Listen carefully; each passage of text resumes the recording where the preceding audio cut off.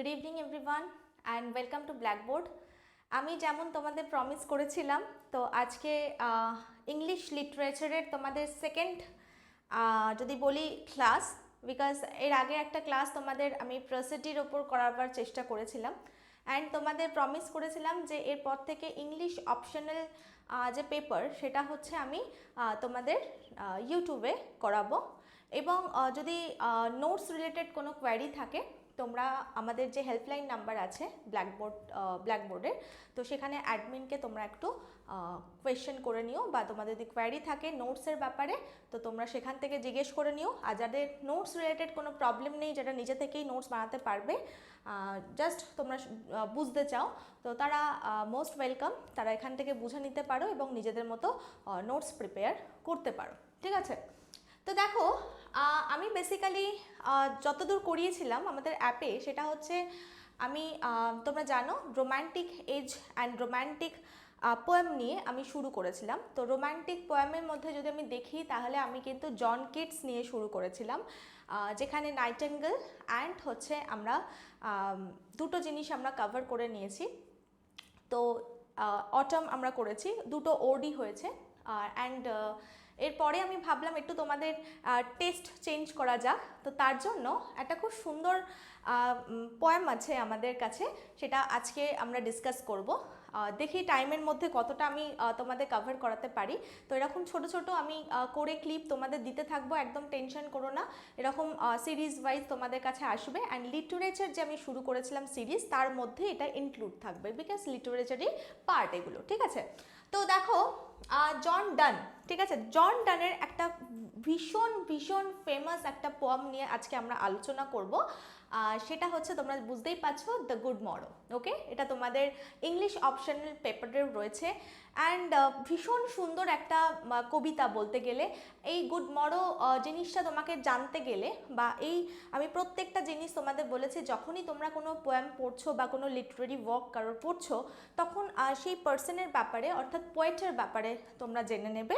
And কবিতাটা কিসের ওপর ডিপেন্ড করে লেখা হচ্ছে বা কোন এজে কবিতাটা লেখা হয়েছে সেটা কিন্তু আমাদের একটু আইডিয়া ক্লিয়ার রাখতে হয়। তাহলে তোমরা বুঝতে পারবে যে কবিতার মধ্যে বা পোয়েমের মধ্যে আমি কি কি জিনিস পাবো, কি কি মানে কি বলবো, কি কি হচ্ছে লিটারেরি ডিভাইসেস ইউজ করা হয়েছে, ওকে, কি কি ফিগার অফ স্পিচ ইউজ করা হয়েছে, সেগুলো সম্পর্কে তোমাদের আইডিয়া ক্লিয়ার থাকবে। মানে ইন জেনারেল তোমরা কিন্তু বুঝতে পারবে যে হ্যাঁ, এর লেখার ধরনটা এরকম হওয়া মানে এরকমই হবে। ঠিক আছে, এরকমই হওয়া উচিত, বিকজ এটা এই এজের পোয়েম। ওকে, তো আমি যখন তোমাদের জন কিটস নিয়ে আলোচনা করেছিলাম তখন কিন্তু আমি পোয়েট ব্যাপারে তো আলোচনা করেইছি, এবং তিনি এই যে রোম্যান্টিক এজের যে তিনি পোয়েট, এবং সেটাকেও আমরা দুটো জেনারেশনে ভাগ করে থাকি। ফার্স্ট জেনারেশনের পোয়েট কিছুজন থাকেন, সেকেন্ড জেনারেশনের পোয়েট কিছুজন থাকেন, তো সেটা নিয়ে কিন্তু আমরা আলোচনা করেছিলাম। তো এখানেও কিছু আমরা বাদ দেব না, বিকজ জন ডানের ব্যাপারেও আমরা পড়ব। জন ডান পড়ার আগে আমরা পোয়েট অ্যান্ড পোয়েট্রি, তার লেখার ধরন, ঠিক আছে, তো সেটা সম্পর্কে আমরা একটু ডিসকাস করে নেব। এটা হচ্ছে বেসিক্যালি এখানে যেটা, আমি জানি না এটা কতটা ভিজিবল, আশা করছি তোমরা দেখতে পাচ্ছ। এখানে যেটা লেখা আছে সেটা হচ্ছে এই যে দ্য গুড মরো, এই যে পোয়েমটা তার হচ্ছে 21 লাইন্স আছে অ্যান্ড এটা ডিভাইডেড করা আছে 3টে স্ট্যান্ডাতে। তো আমি আজকে জানি না পুরো স্ট্যান্ডা তোমাদের কমপ্লিট করাতে পারবো কিনা, আমি চেষ্টা করব, বিকজ এত ডিটেলস আমি তোমাদের দিয়ে বোঝাবার চেষ্টা করি। অ্যান্ড এটা বেসিক্যালি পাবলিশ করা হয়েছে in the year of 1633 after the date of John Donne। অর্থাৎ মানে জন ডান কিন্তু মানে বেসিক্যালি এটা আমি আসছি আস্তে আস্তে, যে মেটাফিজিক্যাল যে poem, okay, and metaphysical poet, এই দুটো ব্যাপারে আমাদের জানতে হবে যখন দ্য গুড মরো পড়বো। তো সেখানে বেসিক্যালি এই পোয়েটদের একটা ক্যারেক্টারিস্টিক্স, একটা বৈশিষ্ট্যই তোমরা বলতে পারো যে এনারা হচ্ছেন এনাদের যে ওয়ার্ক, লিটারেরি ওয়ার্ক, সেটা কিন্তু কখনোই এরা তাদের জীবিত অবস্থায় কখনো এগুলো পাবলিশ করেননি, তার জাস্ট ম্যানুস্ক্রিপ্টে রয়েছিল এবং তারা মারা যাওয়ার পরে, মারা যাওয়ার পরে হচ্ছে এটা পাবলিশ হয়েছিল। তারই একটা কালেকশন দেখো, সংস অ্যান্ড সনেট, সেখানে কিন্তু দ্য গুড মর্নটা পাবলিশ হয়েছিল। ঠিক আছে, তো এটা আমরা জাস্ট এটা নর্মাল একটা ডিসকাশন, যে এখানে 3-4টে যে লাইন লেখা আছে তোমরা যেটা দেখতে পাচ্ছ সেটা আমি তোমাদের বলে দিলাম। তো চলো এবার দেখো দ্য গুড মর্নর টেস্ট যদি তোমরা পেতে চাও, তো তার আগে হচ্ছে আমাদের কি জানতে হবে, কিছু নর্মাল জিনিসপত্র আমাদের জেনে নিতে হবে, যেটা হচ্ছে লিটারেচারের ক্ষেত্রে খুবই গুরুত্বপূর্ণ, বিকজ আমরা তো এটা আমাদের নিজের মনের মতো লিখতে হবে। আমি প্রথমেই বলেছি যে কারোর বোঝানো অ্যান্ড কারোর লেখা তুমি পড়েই যে তুমি সেটা ইভ্যালুয়েট করে তুমি সেটা পেপারে সেটা মানে লিখতে পারবে, এরকম কিন্তু কোনো মানে নেই। কারণ একটা পোয়েম আমি যেভাবে তোমাদের ডিসকাস করে বোঝাচ্ছি, এই পোয়েমটা আরও অনেক রকম চিন্তা ভাবনা করে তোমরা নিজেরাও কিন্তু ভাবতে পারো। আমি যে একটা স্ট্যান্ডা এলাবোরেট করে তোমাদের বলছি, এই স্ট্যান্ডাটা তোমরা অন্যরকমভাবেও ভাবতে পারো, তাই না? কারণ আমাদের কি করে, আমাদের ইনার থটকে হচ্ছে ইনক্রিজ করে, লিটারেচারের এটাই কাজ। ঠিক আছে, আমি কখনোই বলবো না আমি এই স্ট্যান্ডা বা এই পার্টিকুলার লাইনটা যেটা মিনিং বললাম সেটাই হবে, বা পোয়েট এটা ভেবেই লিখেছিল, এটা যদি বলে থাকে কেউ তাহলে কিন্তু একদম ভুল ধারণা। তোমরাও কিন্তু তোমাদের মতো করে লেখার প্র্যাকটিস কিন্তু অবশ্যই করতে হবে। তো লেখার প্র্যাকটিসের জন্য জিনিসটা আমাকে ভালো করে বুঝতে হবে, তো সেটার জন্য কিন্তু আমি অবশ্যই তোমাদের হেল্প করব। সো এখানে দেখো দুটো টার্ম আমাকে জানতে হবে, একটা হচ্ছে metaphysical poetry and metaphysical poet. Okay, কি না মেটাফিজিক্যাল পোয়েট, এনাদের ব্যাপারে আগে জানতে হবে, দেন তাদের ওয়ার্কের ব্যাপারে আমরা জানতে পারবো, রাইট? তো দেখো মেটাফিজিক্যাল পোয়েট্রি কোন সময়কালে, মানে আমরা দেখো মিনিমাম আমরা কিছু ক্যাটাগরির পোয়েট্রি পেয়ে থাকি, তাই তো? তোমরা সবাই জানো আমরা কি পেয়ে থাকি, অ্যাংলো স্যাকশন পোয়েট্রি। ওকে, আমরা কি পেয়ে থাকি, ক্লাসিক্যাল পোয়েট্রি, নিও classical poetry, romantic poetry and কি পেয়ে থাকি, মডার্ন, রাইট? তো এই যে ভাগগুলো আমরা করেছি, এটা কিন্তু মানে তোমরা নিজেরাও জানো লিটারেরি যে এজেসগুলো, যে পিরিয়ডগুলো চলছিল, সেই টাইম পিরিয়ড অনুযায়ী যে সময় যে লেখাটা হয়েছে সেই অনুযায়ী কিন্তু নামকরণ করা হয়েছে। এবার তোমাদের মনে হতে পারে মেটাফিজিক্যাল পোয়েট্রি তাহলে কোথা থেকে এলো? এটা কিন্তু কোনো মানে এটা কিন্তু মেটাফিজিক্যাল পোয়েট্রি কিন্তু কোনো এজকে, আমি যেটা বলতে চাইছি, রিপ্রেজেন্ট কিন্তু কোনো এজকে করছে না। কি রিপ্রেজেন্ট করছে না, রিপ্রেজেন্ট করছে এমন কিছু পোয়েটের মানে স্কুল অফ থটকে রিপ্রেজেন্ট করছে, যেখানে হচ্ছে এটা হচ্ছে একটা ধরনকে রিপ্রেজেন্ট করে, অর্থাৎ লেখার একটা প্যাটার্নকে রিপ্রেজেন্ট করছে হচ্ছে মেটাফিজিক্যাল পোয়েট্রি, নাকি কোনো পার্টিকুলার এজকে। Got my point? বোঝাতে পারলাম আশা করি যে মেটাফিজিক্যাল পোয়েট্রি কি রিপ্রেজেন্ট করছে। এবং আমরা যদি দেখি যে স্পেশাল মানে স্কুল অফ থটস, এটা সম্পর্কে জানতে গেলে আমাকে আগে এই পোয়েটের ব্যাপারে জানতে হবে যে কেন এরকম ডিভিশন করা হলো। আমি যখন তোমাদের রোম্যান্টিক এজ পড়িয়েছি তখনও আমি তোমাদের ডিসকাস করেছি যে রোম্যান্টিক এজে কিন্তু মানে এই যে ফার্স্ট জেনারেশন সেকেন্ড জেনারেশন যে দুটো ভাগ হয়েছে, কখনোই একটা এজ শেষ করে পরের দিনই আর একটা এজ শুরু হয়ে যায় না, আমরা সবাই জানি। তো সেরকমই তার জন্যই কিন্তু ফার্স্ট জেনারেশন পরে হয়তো দেখবে যে এই রোম্যান্টিক যে পোয়েট তারা কিছু অনেক আগে থেকেই তারা এরকম ধরনের এরকম প্যাটার্নের লেখা, নেচারকে ভালোবেসে লেখা তারা অলরেডি শুরু করে দিয়েছিল, তাদেরকে আমরা ফার্স্ট জেনারেশন পোয়েট বলছি, বুঝতে পারলে? তো সেরকমভাবে মেটাফিজিক্যাল যে পোয়েটরা এরা কিন্তু মানে এরকম কোনো মানে এজের কোনো ব্যাপার নেই যে একটা এজ মানে শেষ হয়ে সঙ্গে সঙ্গে আর একটা এজ শুরু হয়ে যায়। মাঝখানে আমি বলতে চাইছি প্রত্যেকটা জিনিসের যেমন তোমরা হিস্ট্রি দেখবে সেরকমই ইংলিশ লিটারেচারে একটা ট্রানজিশন পিরিয়ড থাকে। Goat my point? Transition period মানে কি বলতে চাইছি, মানে এই স্পেশালি পোয়েটরা মানে পোয়েটের লেখার মানে সময়টা কখন না, যখন হচ্ছে এলিজাবেথান এজ হচ্ছে শেষ হচ্ছে। ওকে, ভালো করে শোনো, এলিজাবেথান এজ যখন কি হচ্ছে না, এলিজাবেথান এজ যখন শেষ হচ্ছে তারপরে আমরা কি পাচ্ছি, জ্যাকোবিয়ান এজ। ওকে, জ্যাকোবিয়ান এজ পাচ্ছি। তো এলিজাবেথান এজ শেষ অ্যান্ড জ্যাকোবিয়ান এজের শুরুর মধ্যবর্তী যে ট্রানজিশন পিরিয়ড, সেই সময়কালের লেখার সেই সময়কালের কিছু পোয়েট এরকম মেটাফিজিক্যাল থটস নিয়ে এসেছিলেন এবং তাদের লেখার প্যাটার্ন এরকম ছিল। কেমন ছিল? মেটাফিজিক্যাল যদি তোমরা একটু ওয়ার্ডটা দেখো তাহলেই তাদের লেখার প্যাটার্নটা তোমরা বুঝতে পারবে। দেখো, দ্য ওয়ার্ড মেটা মিনস কি? মেটা মিনস হচ্ছে তোমার আফটার, ঠিক আছে, বা অ্যাবভ, বিয়ন্ড, যে যে যেমন মানে তোমরা খুঁজবে, মেটা মানে কিন্তু সেটাই। এবং তোমরা জানো ফিজিক্যাল মানে এটা রিপ্রেজেন্ট করছে ফিজিক্যাল ওয়ার্ল্ডকে। ওকে, দেখো after the physical, that means metaphysical মানে কি হলো? আফটার দ্য ফিজিক্যাল, অর্থাৎ আমাদের যে ফিজিক্যাল যে জিনিসপত্র আমরা দেখছি, ফিজিক্যাল যে ওয়ার্ল্ড দেখছি, তার বাইরে গিয়ে চিন্তা ভাবনা, অর্থাৎ সেখানে স্পিরিচুয়াল থটসকে হচ্ছে ইম্পর্টেন্স দেওয়া হয়। Goat my point? যখনই কোনো কিছু শারীরিক থাকবে না, তার মানে সেটা হয়ে যাচ্ছে কি? আধ্যাত্মিক। সো স্পিরিচুয়াল থট নিয়ে চিন্তা ভাবনা করে যে জিনিসপত্রগুলো বা যে লিটারারি ওয়ার্কগুলো আমরা এই সময় বাই টাইম পিরিয়ডে পাই, সেটাকেই আমরা কি বলছি?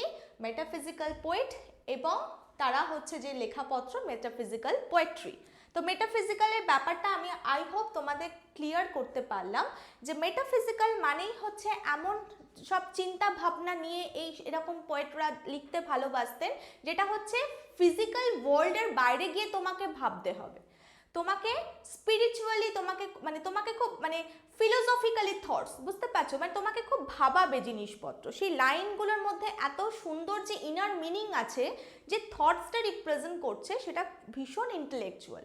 অর্থাৎ they were basically very intellectual poet. Okay, তারা যারা ছিল তারা খুব ইন্টেলেকচুয়াল ছিল, অ্যান্ড তারা যে খুব ইন্টেলেকচুয়াল, তারা খুব ভালোভাবে জানেন, তারা খুব এডুকেটেড পারসন, এটা তাদের লেখার মধ্যে দিয়ে কিন্তু তারা প্রমাণ করতে ভীষণ ভালোবাসতেন। ওকে, অ্যান্ড তার জন্যই কিন্তু এরকম তারা দার্শনিক একটু চিন্তাভাবনা পূর্ণ লেখা তারা পছন্দ করতেন। অ্যান্ড এমন কিছু তারা কোয়েশ্চেন করতেন যেটা just like a pro lawyer. Okay, লয়াররা যেমন হচ্ছে কোয়েশ্চেন করতে ভালোবাসে, তো সেরকম কিন্তু এনাদের পোয়েমে বেশিরভাগ কোয়েশ্চেন করে থাকেন, যেগুলোর উত্তর সায়েন্সের কাছে থাকে না, can't be explained by science। তো সেরকম কোয়েশ্চেন কিন্তু আমরা দেখতে পারি তাদের লেখার মধ্যে। Goat my point? তো সেরকম দেখো কিছু আমি কোয়েশ্চেন রেখেছি। দেখো, ডাজ গড এক্সিস্ট? ভগবানের কি অস্তিত্ব রয়েছে? এটার কিন্তু উত্তর সায়েন্সের কাছে নেই। তো আমি জাস্ট একটা এক্সাম্পল রেখেছি, যে এই এক্সাম্পলগুলো দিয়ে তোমরা বুঝতে পারবে যে আমি কি বোঝাতে চাইছি, যে কেমন ধরনের এরা কোয়েশ্চেন করে থাকেন তাদের লেখার মধ্যে। ওকে, অ্যান্ড দেখো, is everything that happens already predetermined? আগে থেকেই কি এগুলো প্রিডিটারমাইন্ড করা থাকে? তো সেরকম কোয়েশ্চেনের উত্তর দেখো সায়েন্সের কাছে দেওয়া খুব মুশকিল, অ্যান্ড এগুলো হচ্ছে কিছু ফিলোসফিক্যাল থটস, এবং তোমাকে ভাবাতে বাধ্য করছে, তুমি ভাবছো জিনিসটাকে নিয়ে। এটাই কিন্তু পোয়েটের কাজ, যে তোমার ভাবনাটাকে, তোমার দূরদর্শিকতাটাকে আরও ইমপ্রুভ করা। ওকে, অ্যান্ড তুমি তাতে ভাবতে বাধ্য হচ্ছ, এই যে তুমি ভাবতে বাধ্য হচ্ছ, তোমার ফিজিক্যাল যে ওয়ার্ল্ড রয়েছে তার বাইরে গিয়ে যে চিন্তা ভাবনা, সেটাকেই কিন্তু রিপ্রেজেন্ট করা হচ্ছে, এই ফিজিক্যাল পোয়েটরা রিপ্রেজেন্ট করতে ভালোবাসতেন। ওকে, অ্যান্ড যদি মেজর কিছু ফিজিক্যাল পোয়েটস আমরা দেখি, যার মধ্যে অবশ্যই জন ডানের আমরা নাম পাবো, অবশ্যই নাম পাবো, আব্রাহাম কাউলির নাম পাবো, অ্যান্ড দেখো জর্জ হার্ভার্ড, অ্যান্ড্রু মার্ভেল, এদের প্রত্যেকের, দেখো রিচার্ড ক্রাশা, এদের প্রত্যেকের নাম পাবো, যারা হচ্ছে ভীষণ ভীষণ সুন্দর লেখা আমাদের দিয়েছেন মেটাফিজিক্যাল, তাদের থটস হচ্ছে মেটাফিজিক্যাল থটস। অ্যান্ড জন ডান যদি আমরা দেখি, জন ডান হচ্ছে যাকে ফাদার অফ মেটাফিজিক্যাল পোয়েট্রি বলা হয়, অর্থাৎ তিনি কিন্তু এই যে মেটাফিজিক্যাল থটস, এই থটসটার কিন্তু তাকে ফাদার বলা হয়। তো তিনিই প্রথম তার লেখার মাধ্যমে কিন্তু এরকম লেখাপত্র তিনি শুরু করেন, অ্যান্ড তারপরে কিন্তু সবাইকে আমরা দেখব যে তার লেখার প্যাটার্ন ফলো করেছেন। ইভেন আমরা দেখব টিএস এলিয়ট। ওকে, টিএস এলিয়টও কিন্তু দেখব এরপরে গিয়ে তার লেখা কিন্তু ফলো করে, তার প্যাটার্ন ফলো করে, তার মতো খানিকটা তিনি লিখেছিলেন এবং মেটাফিজিক্যাল পোয়েটদের নিয়েও কিন্তু তিনি লিখেছিলেন। ওকে, তো এবার অনেক মানে খুব একটা বেশিরভাগ এসএসসি তে আমরা দেখেছি এরকম কোয়েশ্চেন করা হয় যে মেটাফিজিক্যাল যে পোয়েট্রি, ঠিক আছে, বা মেটাফিজিক্যাল পোয়েট সম্পর্কে প্রথম কে আইডেন্টিফাই করলেন, প্রথম কে পয়েন্ট আউট করলেন যে এনারা হচ্ছেন মেটাফিজিক্যাল পোয়েট, তাদের লেখার ধরন দেখে প্রথম কে পয়েন্ট আউট করলেন, অবশ্যই সেটা মনে রেখো, তিনি হচ্ছেন স্যামুয়েল জনসন। তো স্যামুয়েল জনসন হচ্ছেন প্রথম, তিনি আইডেন্টিফাই করলেন যে হ্যাঁ এনারা হচ্ছেন মেটাফিজিক্যাল পোয়েট অ্যান্ড এনাদের লেখার মানে এনারা যে চিন্তা ভাবনা করেন সেটা হচ্ছে beyond the physical world. Okay, and তাদের মানে তারা যেটা লিখেছেন তাদের লিটারারি ওয়ার্ক হচ্ছে মেটাফিজিক্যাল পোয়েট্রি। ওকে, তো তিনি কে বলেন না স্যামুয়েল জনসন বলেন lives of the most eminent English poet, lives of the most eminent English poet, তার একটা ওয়ার্ক বেরোয় তার লেখাতে, তিনি ওখানে প্রায় ধরো 52 নিয়ার অ্যাবাউট 52 পোয়েটসের ছোট ছোট মানে তাদের বায়োগ্রাফি সেখানে ডিসকাস করেন এবং যার মানে যার নাম আমি বললাম তোমাদের যে তিনি হচ্ছেন আব্রাহাম কাউলিকে সেখানে ফার্স্ট তিনি বলেন যে ইনি হচ্ছেন মেটাফিজিক্যাল পোয়েট এবং এনারা যে কতটা ইন্টেলেকচুয়াল, ঠিক আছে, তারা যে কতটা ভালো দূরদর্শিকতা সম্পন্ন, তারা যে কতটা জ্ঞানী ব্যক্তি সেটা হচ্ছে তাদের হচ্ছে লেখার মাধ্যমেই তারা কিন্তু এটা প্রমাণ করতে সবসময় সচেষ্ট থাকেন।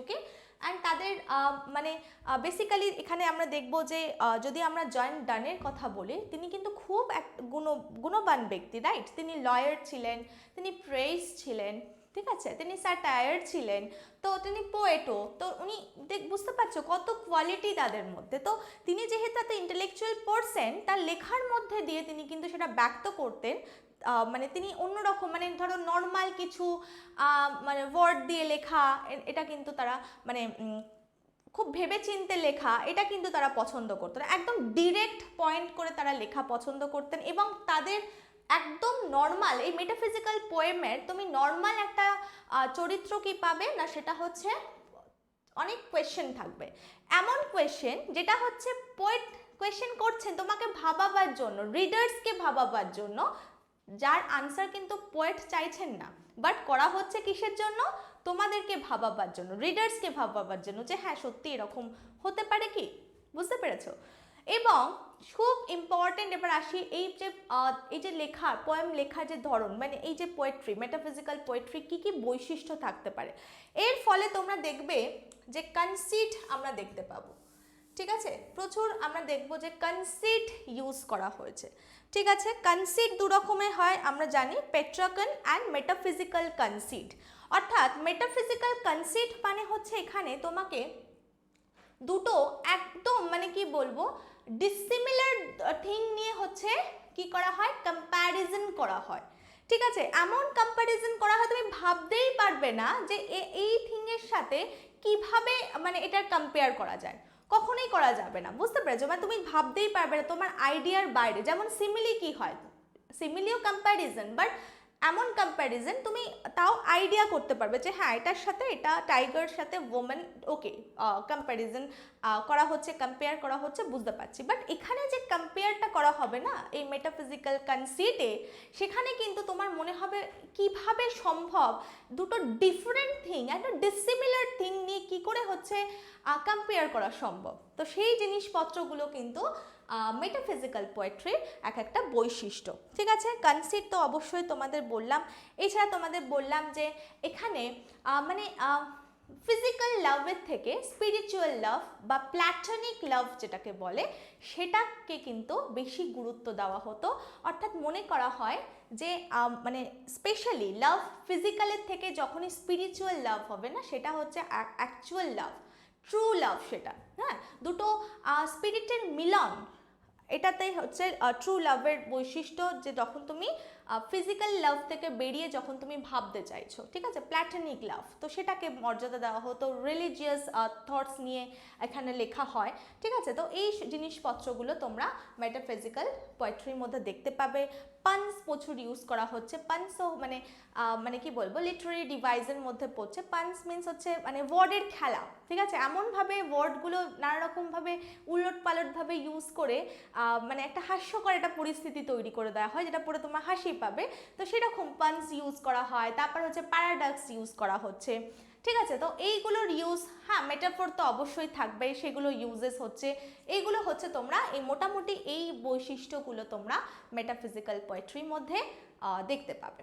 আশা করি তোমাদের একটা ধারণা দিয়ে দিলাম। তোমরা সবাই যারা এই জিনিসপত্রগুলো পড়ছো অলরেডি তোমরা পড়ে এসছো, তাও আমি একবার মনে করিয়ে দেওয়ার চেষ্টা করলাম, যাতে তোমরা যখন পোয়েমটা পড়ছো তার যাতে তোমরা আনন্দটা বা স্বাদটা নিতে পারো, ঠিক আছে। তো চলো আমরা এবার একটু ডানের ব্যাপারে একটু জেনে নিই, ঠিক আছে। তো বেসিক্যালি আমরা জানি যে তিনি হচ্ছেন ইংল্যান্ডে জন্মেছিলেন, ওকে, অ্যান্ড একটা রোমান ক্যাথলিক ফ্যামিলিতে হচ্ছে তার জন্ম হয়। এটা কেন বলছি এটা অবশ্যই আসবো। অ্যান্ড দেখো তিনি 1572-তে তিনি জন্মগ্রহণ করেন অ্যান্ড মারা যান হচ্ছেন 1631। অর্থাৎ তার প্রত্যেকটা কাজ হচ্ছে তার মারা যাওয়ার পরে পাবলিশ হয়েছে। যে বললাম তারা বেসিক্যালি তাদের কাজ কিন্তু তারা পাবলিশ করতে চাইতেন না, ঠিক আছে। তো সুতরাং তাদের মারা যাওয়ার পরেই কিন্তু তাদের কাজগুলো যদি আমরা দেখি, এটা কিন্তু তারপরেই হচ্ছে পাবলিশ করা হয়েছে, ওকে। অ্যান্ড দেখো রোমান ক্যাথলিক ফ্যামিলি থেকে বিলং করার জন্য একটা খুব ইম্পর্টেন্ট জিনিস, যে তিনি কিন্তু অক্সফোর্ড অ্যান্ড কেমব্রিজ ইউনিভার্সিটি থেকে তিনি কিন্তু মানে গ্র্যাজুয়েট হওয়ার পরেও, এডুকেশন নেওয়ার পরেও তিনি কিন্তু সেই সার্টিফিকেট পাননি। কেন পাননি সেটাও আমরা আসছি। বেসিক্যালি দেখো যদি দেখি তার প্যারেন্টস হচ্ছে জন ডান অ্যান্ড হচ্ছে এলিজাবেথ হেইউড। তোমরা নিশ্চয়ই এই নামটার সাথে পরিচিত, এলিজাবেথ হেইউড আমরা জানি। জন হেইউডের নাম আমরা পড়বো, বিখ্যাত প্লে রাইটার, ঠিক আছে, আমরা শুনেছি তাদের নাম। তো বুঝতেই পারছো মোটামুটি তারা লেখি কিন্তু প্রথম থেকে তাদের রক্তেই ছিল বলতে গেলে, ঠিক আছে। অ্যান্ড যদি দেখি তাহলে দেখো তিনি এই যে তোমাদের বললাম যে অক্সফোর্ড ইউনিভার্সিটি থেকেও তিনি পড়াশোনা করেছেন, কেমব্রিজ থেকেও পড়াশোনা করেছেন, বাট সেই গ্র্যাজুয়েশনের ডিগ্রি কিন্তু তিনি নিতে পারেননি। কেন নিতে পারেননি না, ওনার সময়, ওকে, ওনার সময় যদি আমরা বেসিক্যালি দেখি যে একটা ওথ অফ সুপ্রিমেসি, এই যে দেখো এখানে আমি মেনশন করেছি, ওথ অফ সুপ্রিমেসি নিতে হতো। যারা হচ্ছে গ্র্যাজুয়েশন কমপ্লিট করছে সেই সব স্টুডেন্টদের নিতে হতো। এটা কে এই প্রথাটা চালু করেছিলেন? এই প্রথাটা চালু করেছিলেন হেনরি এইট, ঠিক আছে, হেনরি এইট কিং, তিনি প্রথাটা চালু করেছিলেন। ওথ অফ সুপ্রিমেসি মানে হচ্ছে যে চার্চের থেকে যদি আমরা দেখি তাহলে হচ্ছে বেসিক্যালি সুপ্রিম বলে, মানে চার্চ অফ ইংল্যান্ডের সুপ্রিম বলে মনে করা হয় হচ্ছে ইংল্যান্ডের রাজা অথবা রানীকে, এটা তোমাকে মানতে হবে, ঠিক আছে। তাহলে সুপ্রিম গভর্নর যদি থেকে থাকে চার্চ অফ ইংল্যান্ডের, তাহলে কিন্তু সেটা ইংল্যান্ডের রাজা অথবা এরপরে যিনি রানী হবেন তিনি হবেন। এটা হচ্ছে ওথ অফ সুপ্রিমেসি, এবং এটা মানতে হবে কাদের? গ্র্যাজুয়েশন কমপ্লিট করা স্টুডেন্টদের, তারপরে তারা কি পাবে? সার্টিফিকেট পাবে। তো সেটা একটা ওথ অফ সুপ্রিমেসি তাদের নিতে হতো। বাট তিনি যেহেতু রোমান ক্যাথলিক ফ্যামিলি থেকে বিলং করতেন, তো তার মানে তার পক্ষে এই ওথ অফ সুপ্রিমেসি নেওয়াটা হচ্ছে একটা বিপক্ষে চলে যাওয়া, তিনি যে একটা ধারণা পোষণ করে আছেন তার বিপক্ষে চলে যাওয়া। তো তার জন্য তিনি এই ওথ অফ সুপ্রিমেসিটা না নেওয়ার দরুন তিনি কিন্তু কোনো সার্টিফিকেট পাননি, ঠিক আছে, মনে করিয়ে দিলাম ব্যাপারটা। তারপরে দেখবো যে এই হেনরির পরে কিন্তু কুইন মেরি ফার্স্ট আসবেন। তো কুইন মেরি ফার্স্টের সময় আবার দেখবো যে তখন কিন্তু এই ব্যাপারটা উঠে গেছিলো। আবার যখন আসবে কে, তোমরা জানো যে এরপরে কুইন হবে কে, যখন আবার এলিজাবেথ ফার্স্ট আসবেন। তো এলিজাবেথ ফার্স্টের সময়কাল থেকে আবার এটা ইম্পোজ করা হবে, ওথ অফ সুপ্রিমেসি নিতে হবে। মোটামুটি এরকম চেঞ্জেস তার লাইফে এসে, এবং দেখতে গেলে কিন্তু অবস্ট্যাকলস তার লাইফে কিন্তু ভর্তিই ছিল, হ্যাঁ, খুব একটা স্মুথ তার life journey. Because at the age of 4 মানে 4 বছর বয়সে হচ্ছে ওনার বাবা মারা যান, ঠিক আছে, বুঝতে পেরেছো? মানে বুঝতেই পারছো এর মোটামুটি তিনি যে খুব মানে ভালোভাবে স্মুথ ওয়েতে জীবন কাটছিল তা নয়। এখানে দেখতে পাচ্ছ এডুকেশন কমপ্লিট করার পরে তিনি সার্টিফিকেট পেলেন না, এরপরে তিনি মানে বিশ্ব ভ্রমণে বেরোলেন, নানা জায়গায় তিনি ট্রাভেলার হিসাবে বা ট্রাভেল করে বেরিয়েছেন। তারপরে আমরা দেখব যে স্টেবল কন্ডিশনে যখন তিনি পৌঁছালেন, অর্থাৎ অ্যানি মোরের সাথে তিনি বিবাহ করলেন ইন দ্য ইয়ার অফ 1606-এ তার ম্যারিড হয় কার সাথে না অ্যানি মোরের সাথে। এখানেও আবার একটা গল্প আছে, যে এখানেও আমরা দেখব যে অ্যানি মোরের যিনি ফাদার থাকবেন, ওকে, অ্যানি মোরের বাবা থাকবেন হচ্ছেন স্যার জর্জ মোর, ওকে। তো জর্জ মোর হচ্ছে আবার কি করে, আমি সাইডে দাঁড়াচ্ছি তোমরা দেখতে পাবে, জর্জ মোর কি করবে না কি করবেন, এনাদের বিবাহ মেনে নেবেন না, কার না অ্যানি মোর অ্যান্ড জন ডানের। তো জর্জ মোর কি করবেন না জন ডানকে এবং যে ফাদার এদেরকে বিবাহ দিয়েছেন, ওকে, যে ম্যারেজ করিয়েছেন সেই ফাদারকে, দুজনকে হচ্ছে কি করবেন, স্যামুয়েল ব্রুক থাকবে মোস্ট প্রবাবলি ফাদারের নাম, যিনি মানে এদের চার্জে বিয়ে দেবেন। তো এই দুজনকে হচ্ছে জন ডান অ্যান্ড ব্রুককে হচ্ছে কি করা হবে না তিনি জেলে বন্দি করে রাখবেন, ঠিক আছে, অর্থাৎ জেলে পাঠিয়ে দেবেন। তারপর জেলে যাওয়ার দরুন তিনি যে কাজ করছিলেন সেখান থেকেও তাকে কাজ থেকে ছাড়িয়ে দেওয়া হবে, মানে বেশ কষ্টে জীবনযাপন করছিলেন, ঠিক আছে। তারপর আবার একটু পরে শেষের দিকে লাইফে দেখবো যে না অ্যানি মোরের ফাদার হচ্ছে মেনে নিচ্ছেন এবং তার হিসাবে ডাউরি দিচ্ছেন, কাকে না জন ডানকে ডাউরিও দিয়েছিলেন পরে। তারপরে তাদের লাইফটা একটু স্মুথ হয় এবং এই যে কাপল মানে জন ডান আর অ্যানি মোর কিন্তু ভীষণ ভালো একটা কাপল ছিলেন, বিকজ দুজনের মধ্যে বেশ আন্ডারস্ট্যান্ডিং ভালো ছিল, দুজন দুজনকে খুব ভালোবাসতেন, স্পেশালি জন ডান, বিকজ এনার লিটারারি ওয়ার্কেও আমরা দেখব এই চেঞ্জেসগুলো। যখন অ্যানি মোরের সাথে তার মানে তিনি অ্যানি মোরের সাথে যখন আছেন, অর্থাৎ যখন রিলেশনশিপে আছেন, যখন ভালোবাসেন অ্যানি মোরকে, তখন একরকম তার লেখার ধরন থাকবে, লাভ নিয়ে তিনি লিখতে ভালোবাসতেন, অ্যাবাউট লাভ। অ্যান্ড তারপরে অ্যানি মোর যখন মারা যাবেন, আমরা দেখবো বেসিক্যালি তাদের 12টা চিলড্রেন, ঠিক আছে, 12 চিলড্রেন দে হ্যাড অ্যাকচুয়ালি। তো শেষের দিকে দেখবো যে অ্যানি মোর মারা যাচ্ছেন একটা বাচ্চা জন্ম দেওয়ার সময়, হ্যাঁ, এরকম 12 চিলড্রেন তাদের থাকবে, তাদের 16 বছরের বিবাহিত জীবনে 12টা চিলড্রেন তাদের থাকবে।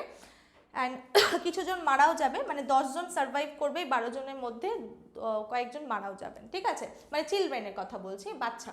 অ্যান্ড তারপরে দেখবো যে অ্যানি ওর যখন মারা গেলেন 1617-এ, ঠিক আছে, তখন হচ্ছে তিনি আবার লেখার তার ধরন একটু রিলিজিয়ানকে লেখা শুরু হবে, রিলিজিয়ানকে নিয়ে বা রিলিজিয়াস ওয়াক আমরা দেখতে পাবো তার লেখার মধ্যে।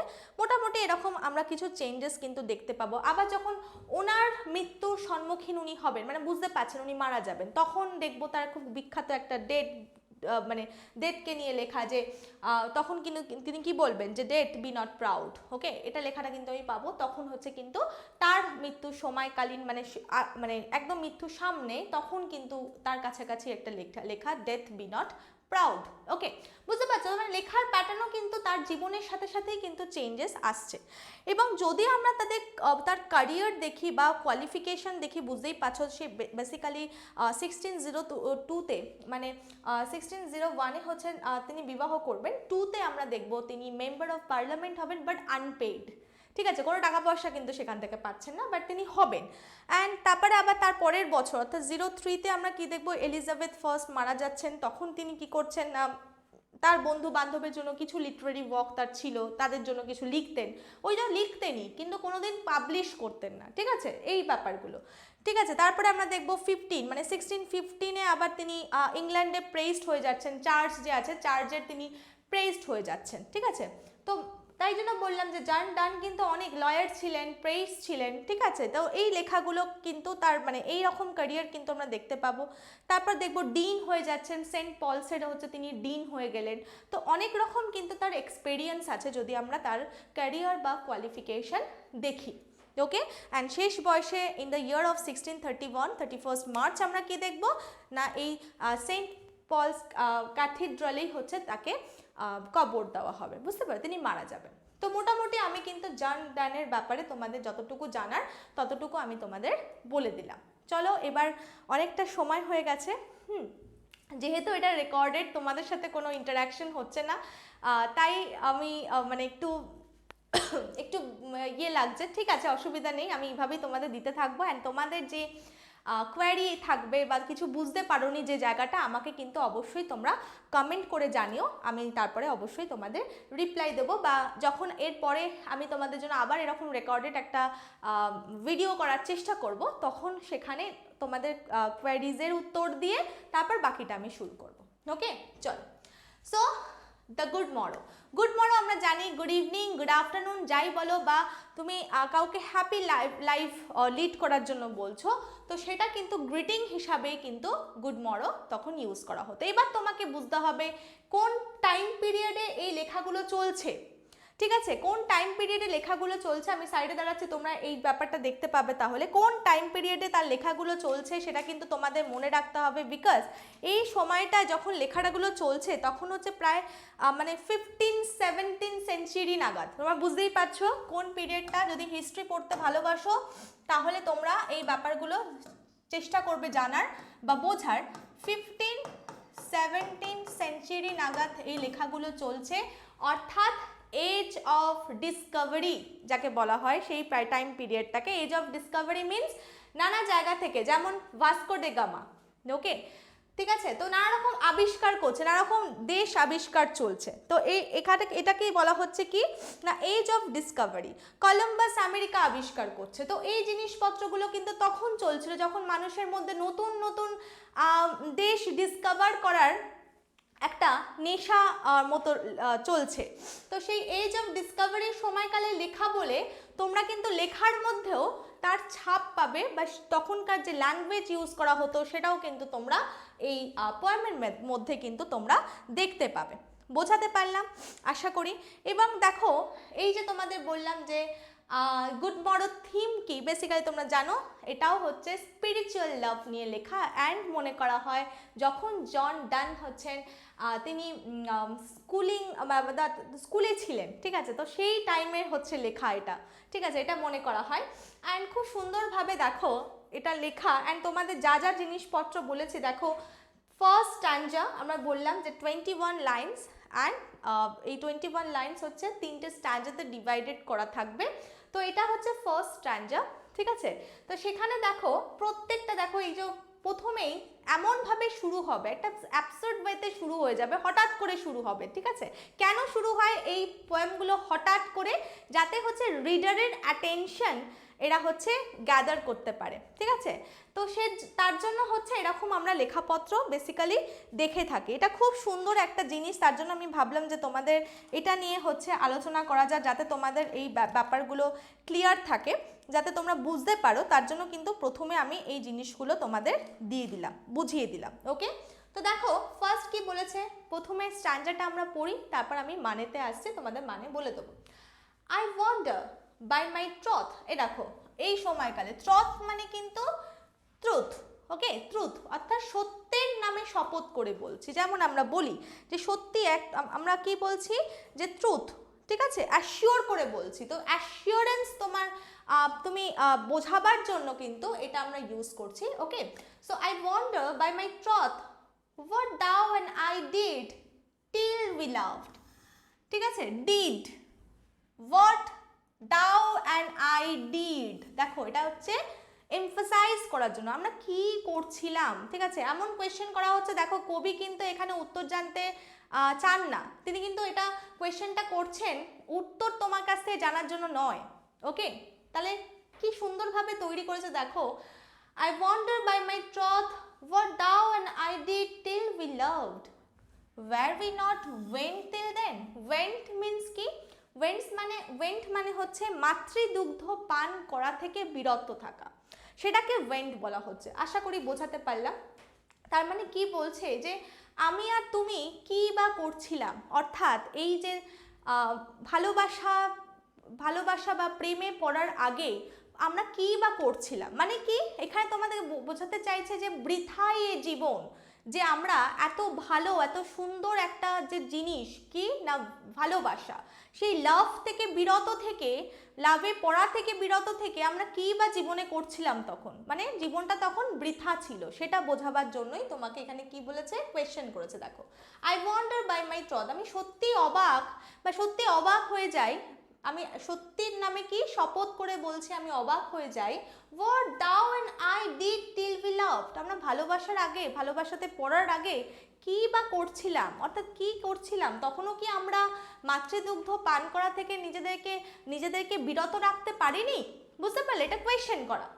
But sucked on country pleasures childishly, অর্থাৎ কোয়েশ্চেন করা হয়েছে, দেখো তার মানে কান্ট্রি প্লেজার মানে কি, কান্ট্রি সাইডে যে প্লেজারগুলো হয় বাদ বাকিরা, যে দোলনা চড়া বা সাঁতার কাটা, বুঝতে পারছো, মানে ছোটোবেলার যে কাজকর্মগুলো, তাহলে কি আমরা শুধুমাত্র সেই প্লেজারেই, যারা ছোটোবেলায় যে প্লেজারগুলো আমাদের কাছে মনে হতো হ্যাঁ সত্যি এগুলো খুব মানে ইম্পর্টেন্ট জিনিস, তো সেটাকে ইম্পর্টেন্ট ভেবেই কি সেই প্লেজারগুলোকে নিয়েই কি আমরা কাটিয়ে দিচ্ছিলাম ছোটোবেলার মতো? এগুলোকেই বাদবাকি যে বাহ্যিক যে আমাদের জিনিসপত্রগুলো পাচ্ছিলাম সেটাকেই কি আমরা অন্তিম ভেবে বা এটাকেই কি আমরা কি করছিলাম না সাফট করে যাচ্ছিলাম? কিসের জন্য না এইটাই আমাদের জীবনের অন্তিম আনন্দ বা এটাই সব থেকে গুরুত্বপূর্ণ আনন্দ, চাইল্ডলিশলি ভাবে কি এটাই ভেবে আমরা কাটিয়ে দিচ্ছিলাম? অর্থাৎ এই জিনিসগুলো তোমাকে ভালোবাসার স্টেজে পড়ার আগের মুহূর্তগুলো এত সুন্দরভাবে বর্ণনা করতে চাইছেন। অর্থাৎ প্রত্যেকটা জিনিস যেগুলো করছিলাম তার মানে বুঝতে পারছো চাইল্ডলিশলি, অর্থাৎ বাচ্চাদের মতো। তার মানে কি আমাদের অজ্ঞতা ছিল, এই অজ্ঞতা ভালোবাসাতে পড়ার আগের যে অজ্ঞতা স্টেজ, যে ভালোবাসাটা কি জিনিস সেটা না জানার যে অজ্ঞতা, সেটাকে বোঝাবার জন্য কিন্তু এখানে চাইল্ডলিশলি কথাটা ইউজ করা হয়েছে। বুঝতে পারলে, তার মানে কি আমরা অজ্ঞ ছিলাম, ওকে, আমরা জানতাম না। or snorted we in the seven sleepers den, অর্থাৎ snorted মানে কি নাক ডাকা, and সেভেন স্লিপার্স ডেন এখানেও কিন্তু খুব ইম্পর্টেন্ট একটা জিনিস, দেখো সব কোয়েশ্চেন করা যার উত্তর কিন্তু কবি জানতে চাইছেন না। সেভেন স্লিপার্স ডেন হচ্ছে একটা বিবলিক্যাল টার্ম, যেখানে মনে করা হয় যে স্পেশালি সেভেন স্লিপার্স মানে সাতজন মানে কি বলবো নোবেল ক্রিশ্চিয়ান ছিলেন, ঠিক আছে, তো তারা হচ্ছে বেসিক্যালি এটা একটা স্টোরির মতো, পাহাড়ের একটা গুহা ছিল, সেখানে তারা কিন্তু প্রায় 187 ইয়ার্স তারা হচ্ছে ঘুমিয়েছিল, ঠিক আছে, ঘুমিয়ে কাটিয়ে দিয়েছিল। বুঝতে পারলে, এবং এখানে মনে করা হয় যে এপিসাস বলে একটা জায়গা ছিল, ওকে, সেই জায়গাতে এখানে স্টোরি যে এফিসাসের রাজা কে ছিল না ডেসিয়াস, ঠিক আছে। ডেসিয়াস কি ছিলেন, খুব ক্রুয়েল ছিলেন, অ্যান্ড তিনি খ্রিশ্চান ধর্মাবলম্বী কাউকে মেনে নিতে পারতেন না, তো তার জন্য সেখান থেকে সেই রাজা থেকে বাঁচার জন্য এই সেভেন স্লিপার্স যে ডেন যেটা বলা হচ্ছে, মানে এই সাতজন হচ্ছে নোবেল ক্রিশ্চিয়ান, এরা হচ্ছে ডেন মানে গুহাতে গিয়ে তারা লুকিয়ে যায়, অ্যান্ড সেখানে কিন্তু তারা ভগবানের কাছে প্রার্থনা করতে থাকে যাতে এই রাজার হাত থেকে যাতে তাকে রক্ষা করে। আর তার জন্য কি হয় না, তারা হচ্ছে এমনভাবে ঘুমিয়ে পড়ে যারা নিজেরাও বুঝতে পারে না যে 187 বছর তারা ঘুমিয়ে কাটিয়েছে। অর্থাৎ গুহার ডেনের কিন্তু দরজা মানে যে গেট হয় সেটাও কিন্তু পাথর দিয়ে বন্ধ করে দেওয়া হয়েছিল, কতক্ষণ ঘুমাচ্ছিল, যতক্ষণ না সেই রাজা ডেসিয়াস চেঞ্জ হয়ে তখন কি হলো না অ্যাডেলিয়াস এসে গেছিলেন, রাজা অ্যাডেলিয়াস, হ্যাঁ ইয়েস অ্যাডেলিয়াস এসে গেছিলেন, অ্যান্ড সেই সময়কালে তখন তাদের ঘুম ভেঙেছিল এবং তারা ঘুম ভেঙে ভাবলো, মানে তারা নিজেরা ভাবছে যে একদিন আমরা ঘুমিয়েছি, কিন্তু এই একদিন ইকুয়ালস টু হচ্ছে 187 ইয়ার্স। তারপরে যখন তারা গুহার মুখ খুলে বেরোলো, অ্যান্ড বেরোবার পরে তারা জানতে পারছে যে সেই অত্যাচারী রাজা আর নেই, রাজা চেঞ্জ হয়েছে, এখন খ্রিশ্চান ধর্ম সবাই মেনে চলছে, তো তাদেরকে তখন ওয়েলকাম জানানো হয়। অর্থাৎ এই যে ঘুমিয়ে পড়া ডেনের মধ্যে সেভেন স্লিপার্স ডেন এটাকে বলা হয়েছে। এটাকে দেখো খুব সুন্দরভাবে কি করা হলো, সেভেন স্লিপার্স ডেন এই যে জিনিসটাকে দিয়ে প্রেমে পড়ার আগের যে মুহূর্ত, যেটা তোমাদের বারবার বললাম, সেই আগের স্টেজটাকে কিন্তু কম্পেয়ার করা হলো সেভেন স্লিপার্স ডেন। বুঝতে পারছো কনসেপ্টটা, যে তোমাদের বললাম কনসেপ্ট, মেটাফিজিক্যাল কনসেপ্ট ইউজ করা হয়, জাস্ট লাইক দ্যাট, ওকে। এরপরে আরও তোমরা পাবে।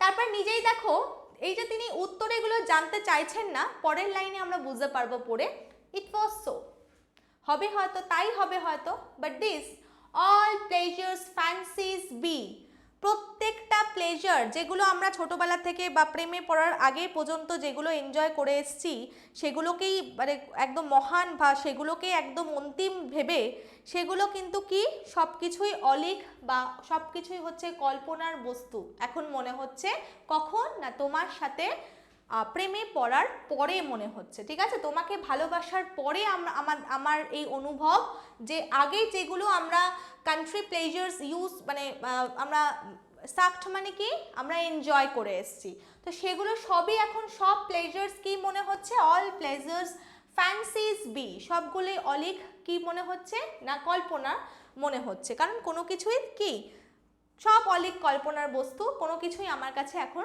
বাস্তব তুমি ছাড়া আর কিছুই মনে হচ্ছে না।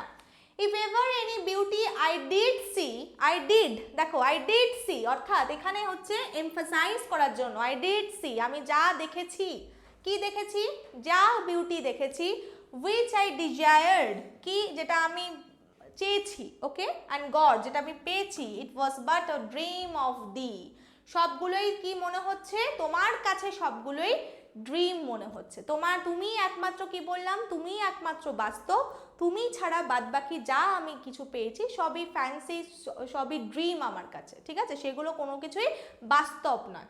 বুঝতে পেরেছো? তার মানে প্রথম স্ট্যান্জাতে কবি তাহলে দেখো কি সুন্দরভাবে ডিসকাস করলেন কি আমাদের কাছে যে প্রেমে পড়ার আগের মুহূর্তটা কতটা অজ্ঞতা আমাদের মধ্যে ছিল, এই প্রত্যেকটা কোয়েশ্চেন দিয়ে তিনি কিন্তু কি করলেন না প্রত্যেকটা কোয়েশ্চেন করে কিন্তু তিনি আমাদের সেই অজ্ঞতা স্টেজটা আমাদের কাছে বোঝাবার চেষ্টা করলেন। আই হোপ ফার্স্ট স্ট্যান্জা তোমাদের ক্লিয়ার হলো। চলো আমরা একটু সেকেন্ড স্ট্যান্জার দিকে মুভ করি। আজকে আমরা সেকেন্ড স্ট্যান্জা আর দেখে নিই থার্ড স্ট্যান্জায় কি আছে। চলো আজকে এটা শেষই করে দেবো তোমাদের। Okay, now look at the second stanza. And now good morrow to our waking souls. দেখো কি সুন্দরভাবে শুরু হলো। আচ্ছা অবশ্যই তোমরা কিন্তু এখানে রাইম স্কিমটা ফলো করবে, A B C C C, তাই তো? এই রাইম স্কিম দেখো ফলো হচ্ছে, A B C C C, আমি লিখে দিচ্ছি, এটা ফলো হচ্ছে।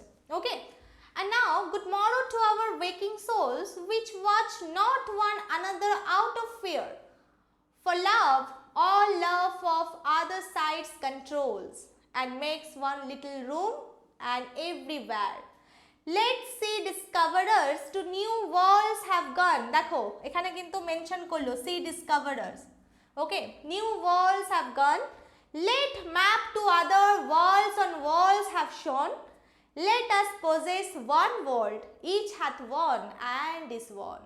খুব সুন্দরভাবে দেখো বর্ণনা করলো এখানে। নাও গুড মরো কেন? এই যে নাও এখন আমি যে তোমার সাথে পরিচিত হয়েছি বা তোমার সোল এবং আমার সোলের এই যে স্পিরিচুয়াল লাভটা হলো, ঠিক আছে, আমরা আমাদের সাথে যে দেখা হলো, আমাদের যে মিলনটা হলো, তার জন্য হচ্ছে কি আমাদের যে আত্মাটা ঘুমিয়েছিল, লাভে পড়ার পরে আমাদের দুজনের আত্মা কি হলো জেগে উঠলো, তার জন্য তাকে কি উইশ করো গুড মরো, ঠিক আছে। দেখো কি সুন্দরভাবে আমাদের এটা বুঝিয়ে দিল যে এখন আমরা নিজেদের দুজনের প্রেমে পড়ে কি হয়েছে না আমাদের সোলকে আমরা ওয়েক করেছি, সো উইশ করো, কি উইশ করো good morrow, okay, which was not one another out of fear, অর্থাৎ প্রেমে পড়ার আগের স্টেজে দেখো একটা ছেলে বা একটা মেয়ে যখন দুজনের দিকে ঠিকঠাক ভাবে তাকাতে পারতো না, একটা ভীতি কাজ করতো, সেটা দেখো এখন আর নেই আমাদের মধ্যে, কারণ আমরা দুজনকে চিনে গেছি, দুজনকে ভালোবাসি, তো সেই ফিয়ারটাও বা সেই ভয়টাও কিন্তু আমাদের মধ্যে আর কাজ করছে না।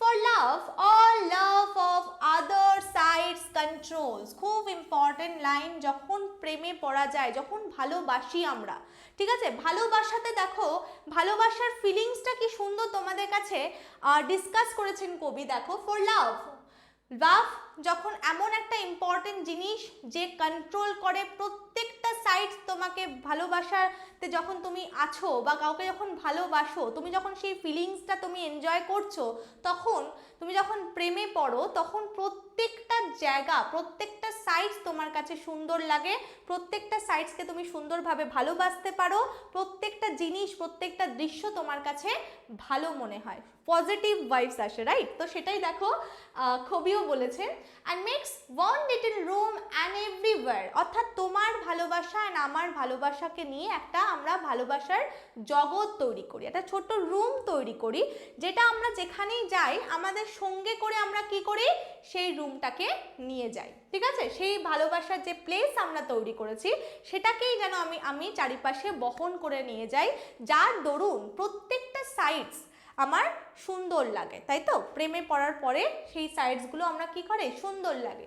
ওকে, let's sea discoverers to new worlds have gone, তাহলে সি ডিসকভারার যারা আছে তাদেরকে যেতে দাও, তাদেরকে নতুন ওয়ার্ল্ড, নতুন জগৎ হচ্ছে কি করার জন্য না, নতুন জগৎ ইনভেন্ট করার জন্য তাদেরকে যেতে দাও, তারা যাক, ঠিক আছে? আমাদের কি, আমরা তো আমাদের আসল জিনিস লাইফে পেয়ে গেছি, সেটা কি, দুজন দুজনকে ভালোবাসার মাধ্যমে আমাদের আসল একটা ছোট্ট রুম আমরা পেয়ে গেছি, একটা ছোট জগৎ আমাদের পেয়ে গেছি। দেখো, let maps to other worlds on worlds have shown, তাদেরকে একটা ম্যাপের ওপর আর একটা ম্যাপ, ওয়ার্ল্ডের ম্যাপ অবভিয়াসলি, একটা ম্যাপের ওপর আর একটা ম্যাপ ফেলে তাদেরকে দেখতে দাও, তারা কোন ওয়ার্ল্ড তারা ডিসকভার করতে চাইছে, তাদেরকে যেতে দাও।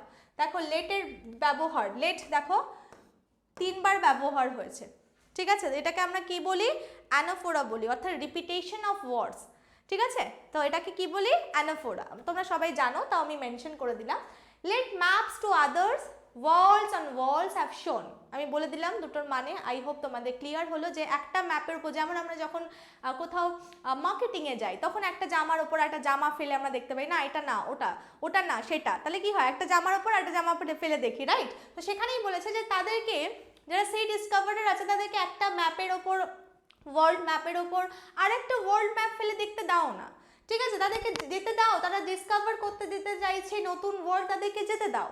Let us possess one world, আমরা তো আমাদের এই একটা জগৎকেই কি করব, অধিকার করব, ঠিক আছে? কি জগৎ, each hath one and is one, ভালো করে দেখো, প্রত্যেকে দুজনের দুটো জগৎ, মানে আমার একটা জগৎ তোমার একটা জগৎ, ভালোবাসায় পড়ার পরে দুজনের জগৎ মিলে যে একটা জগৎ, ওকে, ইজ ওয়ান, তার মানে কি একটা যে জগৎ তৈরি হয়েছে সেটাই আমরা কি করব, চলো দখল করব, সেটাই আমরা পজেস করব, ওকে, সেটারই পজেশন আমরা কি করব, নেব। গট মাই পয়েন্ট, বুঝতে পারলে? তাহলে সি ডিসকভারের দিয়ে কি সুন্দর দেখো বুঝিয়েছে, সি ডিসকভারের মানে বুঝতেই পারছো এজ অফ ডিসকভারির সময় লেখা, তাহলে বুঝতেই পারছো প্রথমে কেন বললাম, তাহলে দেখো তা তোমরা রিলেট করতে পারবে সুন্দর। তাহলে সি ডিসকভারারদের যাও না, নতুন ওয়ার্ল্ড তারা আবিষ্কার করতে চাইছে, তাদেরকে করতে দাও, তারা একটা ম্যাপের ওপর ওয়ার্ল্ড ম্যাপ আর একটা ফেলে তারা দেখে নিক, তারা নিজেদের জগৎ মানে নতুন জগৎ আবিষ্কার করুক। আমরা আমাদের নিজেদের যে তৈরি করা জগৎ, অর্থাৎ তোমার একটা জগৎ আমার একটা জগৎ মিলে যে নতুন জগৎ তৈরি হয়েছে, চলো সেটাকেই আমরা দখল করি। ওকে, তো বুঝতে পারলে আশা করি যে খুব সুন্দরভাবে ABCC স্কিম ফলো হয়েছে অ্যান্ড আমরা কিন্তু মানেটাও বুঝতে পারলাম। চলো আমরা লাস্ট স্ট্র্যাঞ্জাতে দেখে নিই। ওকে, তো আমরা শেষ স্ট্র্যাঞ্জায় চলে এসেছি। দেখো, my face is thine eye, thine in mine appears, খুব সুন্দরভাবে বলেছে। দেখো তার মানে কি বলতে চেয়েছে, যে কি তোমার মুখ আমার চোখে দেখতে পাচ্ছি অ্যান্ড সেটা তুমিও দেখতে পাচ্ছ, তাই না? তোমারটা আমি দেখতে পাচ্ছি, তোমার মুখ আমার চোখে আমি দেখতে পাচ্ছি, আয়নার মতো ফুটে উঠেছে। মানে কি, লাইক মিরর, এমন মিরর, আমার চোখটা যেন মিরর, সেখানে তোমার মুখটাই আমি দেখতে পাচ্ছি অ্যান্ড তুমিও সেটাই দেখতে পাচ্ছ, তোমার চোখেও আমার মুখটাই নিশ্চয়ই অ্যাপিয়ার হয়েছে, বুঝতে পারছো? Thine in mine appears and true plain hearts do in the faces rest, খুব সুন্দর। দেখো ট্রু প্লেন হার্ট, যে হার্টটা হচ্ছে সাদামাটা হার্ট হয়, পরিষ্কার হার্ট হয়, সেটা কিন্তু আমরা কি মুখেই, মানে মুখে রেস্ট করা মানে কি, ফেসেস রেস্ট, ভালো করে বোঝো, ফেসেস রেস্ট মানে কি মুখে রেস্ট করা না, আমরা আমাদের মুখের মাধ্যমে কিন্তু বোঝা যায় যে আমাদের মনটা কেমন, আমাদের হার্টটা কেমন, পরিষ্কার না প্যাঁচালো না সাদাসিধে, সেটা কিন্তু আমাদের মুখেই ফুটে ওঠে। বুঝতে পারলে? তাই কি বলেছে, and true plain hearts do in the faces rest.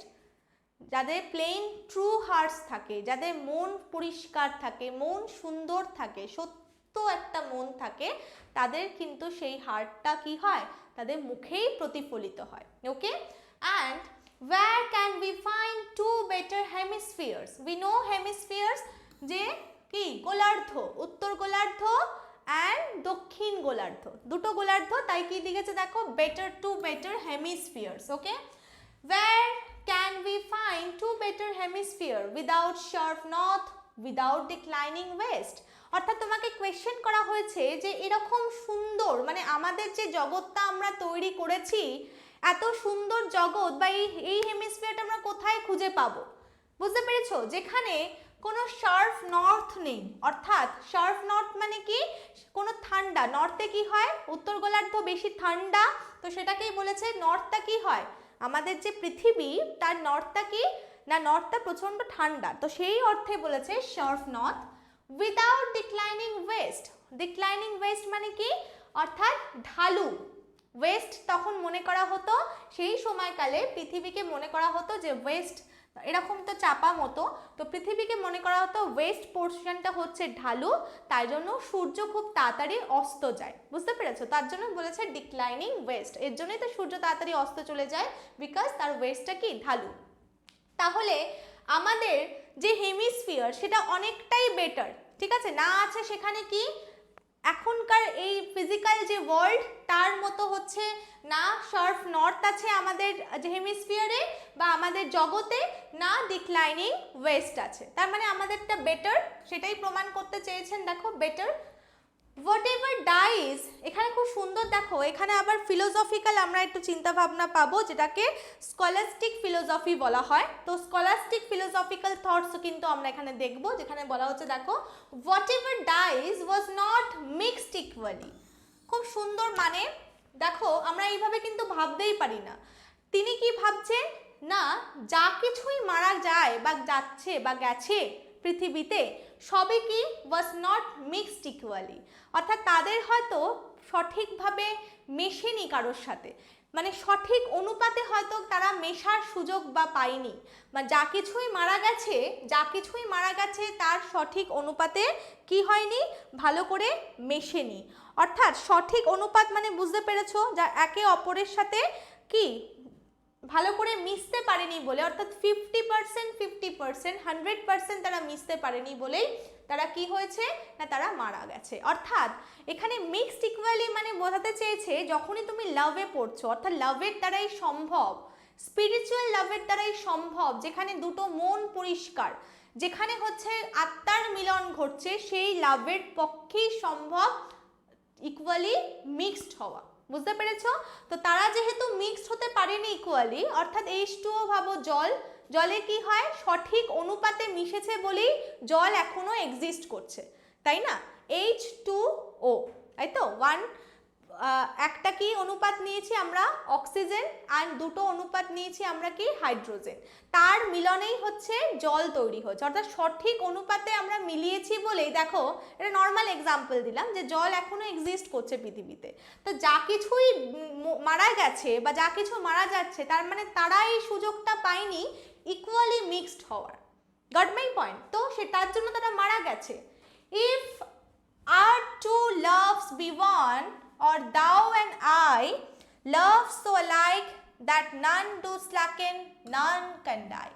খুব সুন্দর দেখো, if our two loves be one, অর্থাৎ আমাদের ভালোবাসা, অর্থাৎ আমার 50% ভালোবাসা, তোমার 50% ভালোবাসা, তো সেই 50% ভালোবাসা যদি মেশে, এটা ভালোবাসার দ্বারাই সম্ভব। বুঝতে পেরেছো? সঠিক অনুপাত, তুমিও যদি তোমার 50% দিয়ে আমাকে ভালোবাসো এবং আমিও যদি আমার 50% দিয়ে তোমাকে ভালোবাসি, তাহলে টোটাল কি হবে, 100%, অর্থাৎ সঠিক অনুপাতে আমাদের ভালোবাসা যদি মেশে, অর্থাৎ আমিও যদি তোমাকে যতটা ভালোবাসছি তুমিও যদি আমাকে ততটাই ভালোবাসো, তাহলে কি হবে, সেখানে যদি কোনো স্ল্যাকিং মানে কি, কোনো ঢিলে না থাকে, অর্থাৎ দুজনেই সমান এফর্ট দিয়ে ভালোবাসছি, যাতে কোনো ঢিলে থাকছে না। None to slacken, none can die. অর্থাৎ কেউ যদি আমরা দুজন দুজনকে ঢিলেমি না দিই, সঠিক অনুপাতে যদি দুজন দুজনকে ভালোবাসি, আমাদের ভালোবাসা তাহলে পূর্ণতা পাবে, অর্থাৎ মিক্সড হবে ইকুয়ালি, অ্যান্ড আমরা কোনোদিনও মরবো না। আমরা মিনস কি, আমাদের ভালোবাসা, অর্থাৎ ভালোবাসাটা কি হবে, ভালোবাসাটা অমর হয়ে যাবে। None can die, got my point? None can die মানে ভালোবাসা কিন্তু অমর হবে যদি আমরা দুজন দুজনকে সমান এফর্ট দিয়ে সমান অনুপাতে ভালোবাসি। তাহলে কি হবে, কেউ যদি কোনো জায়গায় ঢিলে না দেখায়, আলগাভাবে কোনো কিছু না করে, তাহলে কি হবে, আমরা অমর হয়ে যাব। কিসের মাধ্যমে? না ভালোবাসার মাধ্যমে আমরা অমর হব। ঠিক আছে, বুঝতে পারছো? তাহলে আউট অফ দ্য ওয়ার্ল্ড গিয়ে ভাবা না, এটা খুব সুন্দরভাবে দেখো স্পিরিচুয়াল ভাবনা চিন্তা, যে ভালোবাসার মাধ্যমে অমর হওয়া যায়। ওকে, নট ফিজিক্যালি। ওকে, বোঝা গেল? তাহলে বুঝতে পারছো ফিজিক্যাল লাভের থেকে এখানে গুরুত্ব দেওয়া হয় কাকে? না প্ল্যাটনিক লাভকে। ঠিক আছে, তো আশা করছি তোমাদের আমরা এই মানে পোয়েমটা কিন্তু একদিনেই শেষ করে নিলাম, এবং আশা করছি তোমাদের ভালো লাগলো। অ্যান্ড যেখানে বুঝতে পারছো না, আমাকে কিন্তু অবশ্যই একটা কমেন্ট করো, যদি কোনো জায়গা যেটা বুঝিয়েছি তোমরা বুঝতে পারোনি, ঠিক আছে, আমাকে কমেন্ট করো, আমি অবশ্যই পরের দিন ক্লাস শুরু করার আগে তোমাদের অবশ্যই ডিসকাস করে দেবো। তো অনেকটা লেট হয়ে গেল। That's all for today, and have a good day.